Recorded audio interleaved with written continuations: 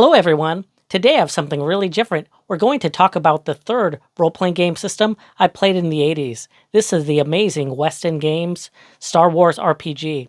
So why have I not talked about it yet? I guess I'm pretty jaded about Star Wars right now. I have seen all the D+ TV shows, and I, really haven't cared for them. I did have hope for Star Wars at the end of Mando Season 2 when Luke came back, but the shows after that, I haven't really cared for. I recently rewatched the despecialized editions, so now I'm ready to celebrate how great Star Wars RPG is and how it captures the original trilogy. So let's check it out.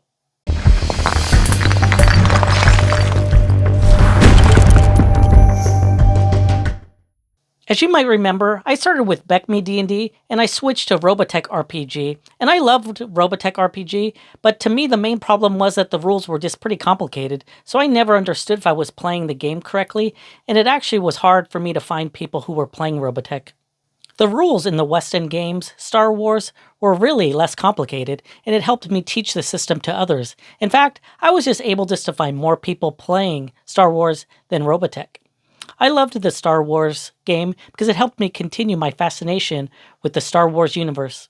At that time in the mid-80s, there was a lot of Star Wars merch available. I had records and books and comics, and they retold the original trilogy, but I didn't have anything that talked about the world itself or expanded on the original story. When I saw the rulebook at a trip to my local comic book shop, I easily spent my allowance on the book. Going through the book, I thought the rules meshed well with the original trilogy. To me, the rules seem to honor the original series. You can tell the book is true quality. The book includes many high-quality black and white photos from the movie. It also has full-colored photos that really surprised me when I first looked at the book. This was the first RPG I owned that had full-color images inside the book. There are some key differences with the Star Wars RPG than with other role-playing games I was familiar with, and these key differences helped create a unique role-playing game, but it also added to the feel of a true Star Wars adventure. For instance, there are many fast-paced action scenes in the movie. I'm sure you could think of a few. The rules helped create a cinematic adventure. They do this in page 1 when they lay out that the players are playing the role and that the game master is creating a movie with and for the players. The rules reflected the fast-paced style of Star Wars. When I first read the book, things like hit points and armor class were second nature to me. For instance, you need to roll a certain number just to hit the enemy. If you make that roll, you next need to roll for how much damage is taken. If the enemy reaches 0 hit points, that's it. That character is taking a dirt nap. The game system in Star Wars was really the hardest game mechanic for me to get behind at that time just because it was so different, but when I did, it was so quick and easy, and it emulates the fast-paced action from the movies itself. For this example, let's say Princess Leia is at short range with a blaster pistol. First, in Star Wars, there is difficulty or range. How far away is the target? To hit at short range, you need to roll a 10 or better. Looking at Leia's blaster skills, it is a 5D, which means you need to roll 5 six-sided dice, and the roll should be greater than 10 to hit. Seems pretty easy. But the enemy can attempt to dodge. Let's say her opponent has a dodge of 2D. The enemy would roll 2 six-sided dice and add that total to 10. So there's still a pretty good chance of a hit.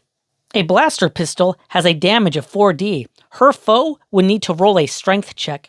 Suppose her foe had a strength of 3D. If the blaster damage is less than the strength roll, then that person is stunned. A stunned person cannot do anything for the remainder of the round.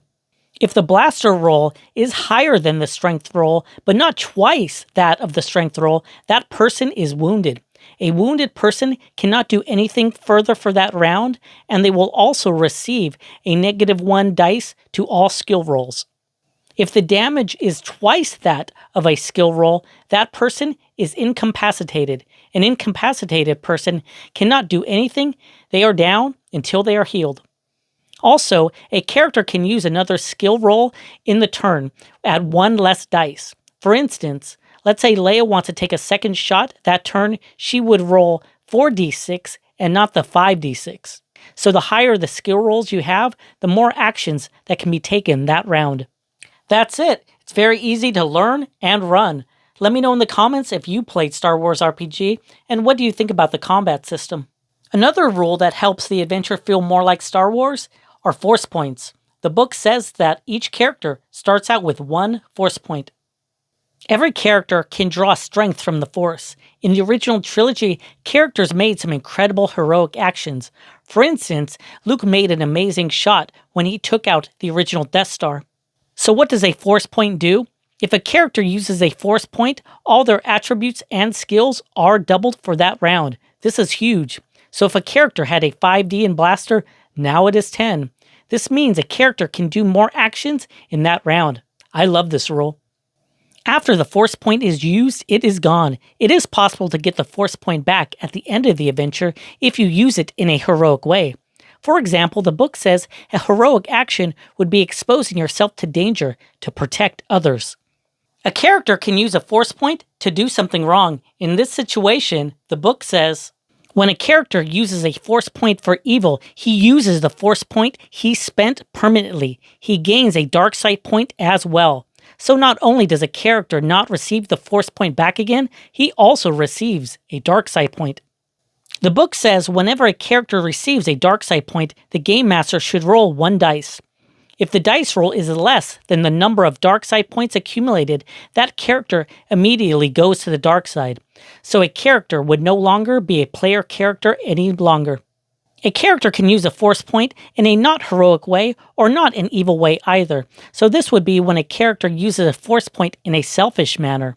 The character would not receive a dark side point, but they would not get that Force point back at the end of the adventure.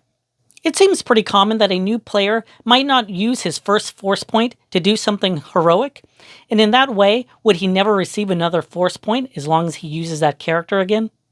If the player starts their adventure with only 1 Force point and spends it in an unheroic or wrongful fashion, he still gets 1 point back at the end of the adventure.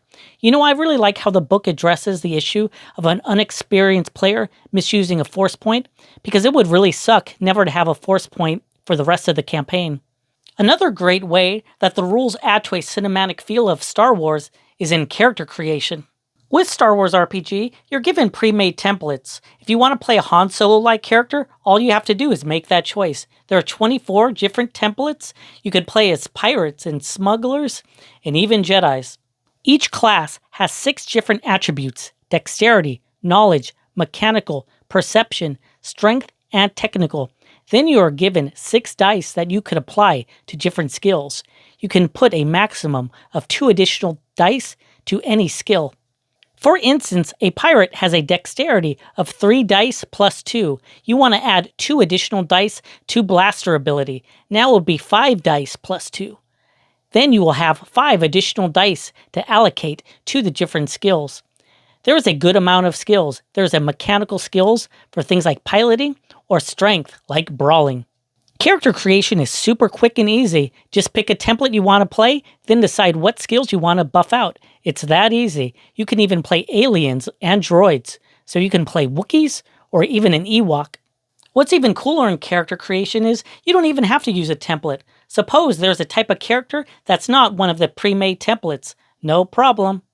There are 6 attributes. You need to allocate 18 dice to the different attributes. The lowest attribute can be 2D, and the maximum can be 4D. Then you will need to still allocate the 7 dice to the different skills. That's it. Quick and easy. Let me know in the comments if you played a pre-made template or you used a custom template. Let me know if there's any super cool custom templates you created. Thanks everyone for watching my May the 4th celebration. If you made it this far, please give me a like. It would really help out the channel. And if you didn't like the video, I still really appreciate your watch time. There are many other things I left out, like vehicle stats, space combat, and even force skills. So if you'd like to see more Star Wars content, all you have to do is make sure you're subscribed, and this helps me bring new videos to our community.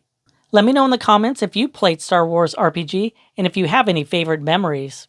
Thanks everyone for watching, and I'll see everybody on the next adventure.